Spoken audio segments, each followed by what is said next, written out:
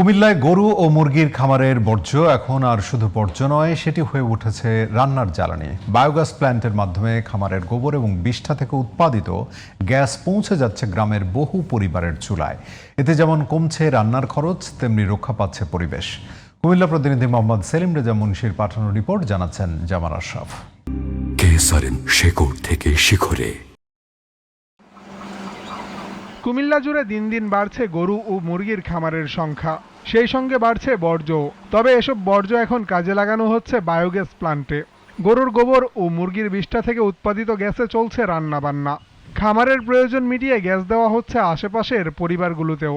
যুব উন্নয়ন অধিদপ্তরের তথ্য অনুযায়ী 2025-26 অর্থবছরে জেলায় 117টি বায়োগ্যাস প্ল্যান্ট স্থাপন করা হয়েছে। কুমিল্লার আদর্শ সদর উপজেলার বানসুয়া গ্রামের মদিনা অ্যাগ্রো ফার্ম তারই একটি উদাহরণ। এখানকার বায়োগ্যাস প্ল্যান্ট থেকে 40টি পরিবারে গ্যাস সরবরাহ করা হচ্ছে বলে জানান ফার্মের মালিক মোহাম্মদ আলী নয়ন।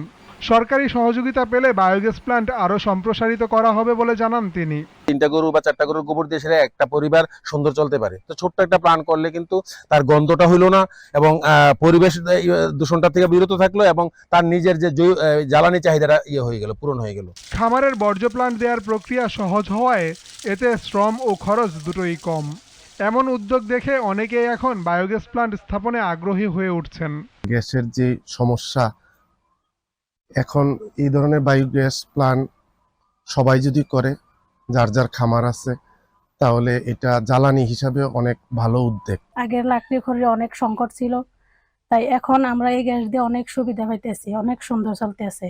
বায়োগ্যাস প্ল্যান্ট তৈরিতে ইমপ্যাক্ট 3 প্রকল্পের মাধ্যমে প্রশিক্ষণ ও সহায়তা দেওয়ার কথা জানান যুব উন্নয়ন অধিদপ্তরের এই কর্মকর্তা।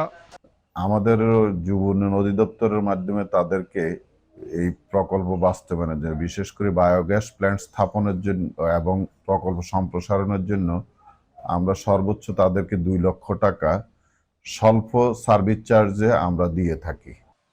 জামান আশরাফ, জিটিভি নিউজ।